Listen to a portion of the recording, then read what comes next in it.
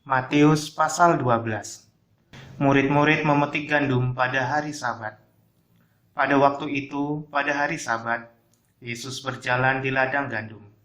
Karena lapar, murid-muridnya memetik bulir gandum dan memakannya. Melihat itu, berkatalah orang-orang Farisi kepadanya, "Lihatlah, murid-muridmu berbuat sesuatu yang tidak diperbolehkan pada hari Sabat." Tetapi jawab Yesus kepada mereka, "Tidakkah kamu baca apa yang dilakukan Daud ketika ia dan mereka yang mengikutinya lapar? Bagaimana ia masuk ke dalam rumah Allah dan bagaimana mereka makan roti sajian yang tidak boleh dimakan, baik olehnya maupun oleh mereka yang mengikutinya, kecuali oleh imam-imam.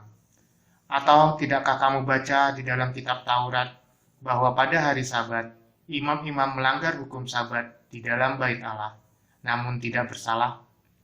Aku berkata kepadamu, di sini ada yang melebihi bait Allah. Jika memang kamu mengerti maksud firman ini, yang ku kehendaki ialah belas kasihan dan bukan persembahan. Tentu kamu tidak menghukum orang yang tidak bersalah, karena anak manusia adalah Tuhan atas hari Sabat." Yesus menyembuhkan orang pada hari Sabat. Setelah pergi dari sana, Yesus masuk ke rumah ibadat mereka. Di situ ada seorang yang mati sebelah tangannya. Mereka bertanya kepadanya, "Bolehkah menyembuhkan orang pada hari Sabat?" Maksud mereka ialah supaya dapat mempersalahkan dia. Tetapi Yesus berkata kepada mereka, "Jika seorang dari antara kamu mempunyai seekor domba, dan domba itu terjatuh ke dalam lubang pada hari Sabat, tidakkah ia akan menangkapnya dan mengeluarkannya? Bukankah manusia jauh lebih berharga daripada domba? Karena itu, boleh berbuat baik pada hari Sabat." Lalu kata Yesus kepada orang itu, "Ulurkanlah tanganmu." Dan ia mengulurkannya, maka pulihlah tangannya itu, dan menjadi sehat seperti tangan yang lain. Lalu keluarlah orang-orang Farisi itu, dan bersekongkol untuk membunuh dia. Tetapi Yesus mengetahui maksud mereka, lalu menyingkir dari sana. Yesus, hamba Tuhan. Banyak orang mengikuti Yesus, dan ia menyembuhkan mereka semuanya. Ia dengan keras melarang mereka memberitahukan siapa dia, sebab genaplah firman yang disampaikan oleh Nabi Yesaya. "Lihatlah, itu hambaku yang kupilih, yang kukasihi, yang kepadanya jiwaku berkenan. Aku akan menaruh rohku ke atasnya, dan ia akan memaklumkan hukum kepada bangsa-bangsa. Ia tidak akan berbantah dan tidak akan berteriak, dan orang tidak akan mendengar suaranya di jalan-jalan. Buluh yang patah terkulai tidak akan diputuskannya, dan sumbu yang pudar nyalanya tidak akan dipadamkannya, sampai ia menjadikan hukum itu menang. Dan padanyalah bangsa-bangsa akan berharap." Yesus dan Beelzebul. Kemudian dibawalah kepada Yesus seorang yang kerasukan setan. Orang itu buta dan bisu. Lalu Yesus menyembuhkannya, sehingga si bisu itu berkata-kata dan melihat. Maka takjublah sekalian orang banyak itu. Katanya, "Ia ini agaknya anak Daud."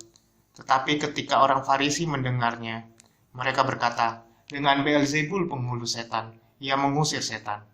Tetapi Yesus mengetahui pikiran mereka, lalu berkata kepada mereka, "Setiap kerajaan yang terpecah-pecah pasti binasa, dan setiap kota atau rumah tangga yang terpecah-pecah tidak dapat bertahan.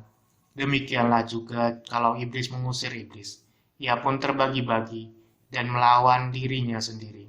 Bagaimanakah kerajaannya dapat bertahan? Jadi jika aku mengusir setan dengan kuasa Beelzebul, dengan kuasa siapakah pengikut-pengikutmu mengusirnya? Sebab itu merekalah yang akan menjadi hakimmu. Tetapi jika aku mengusir setan dengan kuasa Roh Allah, maka sesungguhnya kerajaan Allah sudah datang kepadamu. Atau bagaimanakah orang dapat memasuki rumah seorang yang kuat dan merampas harta bendanya apabila tidak diikatnya dahulu orang kuat itu? Sesudah diikatnya barulah dapat ia merampok rumah itu. Siapa tidak bersama aku, ia melawan aku. Dan siapa tidak mengumpulkan bersama aku, ia mencerai-beraikan. Sebab itu aku berkata kepadamu, segala dosa dan hujat manusia akan diampuni, tetapi hujat terhadap Roh Kudus tidak akan diampuni. Apabila seorang mengucapkan sesuatu menentang anak manusia, ia akan diampuni. Tetapi jika ia menentang Roh Kudus, ia tidak akan diampuni. Di dunia ini tidak, dan di dunia yang akan datang pun tidak. Jikalau suatu pohon kamu katakan baik, maka baik pula buahnya. Jikalau suatu pohon kamu katakan tidak baik, maka tidak baik pula buahnya. Sebab dari buahnya pohon itu dikenal. Hai kamu keturunan ular beludak, bagaimanakah kamu dapat mengucapkan hal-hal yang baik, sedangkan kamu sendiri jahat? Karena yang diucapkan mulut meluap dari hati. Orang yang baik mengeluarkan hal-hal yang baik dari perbendaharaannya, yang baik, dan orang yang jahat mengeluarkan hal-hal yang jahat dari perbendaharaannya yang jahat. Tetapi aku berkata kepadamu, setiap kata sia-sia yang diucapkan orang harus dipertanggungjawabkannya pada hari penghakiman. Karena menurut ucapanmu engkau akan dibenarkan, dan menurut ucapanmu pula engkau akan dihukum. Tanda Yunus. Pada waktu itu berkatalah beberapa ahli Taurat dan orang Farisi kepada Yesus, "Guru, kami ingin melihat suatu tanda daripadamu."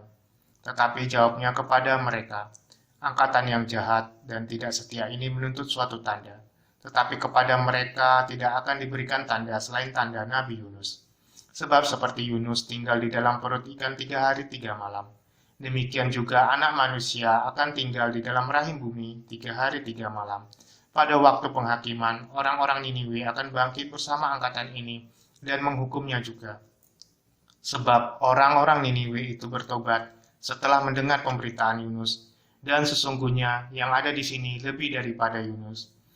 Pada waktu penghakiman, ratu dari selatan itu akan bangkit bersama angkatan ini, dan ia akan menghukumnya juga. Sebab ratu ini datang dari ujung bumi untuk mendengar hikmat Salomo, dan sesungguhnya yang ada di sini lebih daripada Salomo. Kembalinya roh jahat. Apabila roh jahat keluar dari manusia, ia pun mengembara ke tempat-tempat yang tandus mencari perhentian. Tetapi ia tidak mendapatnya. Lalu ia berkata, "Aku akan kembali ke rumah yang telah kutinggalkan."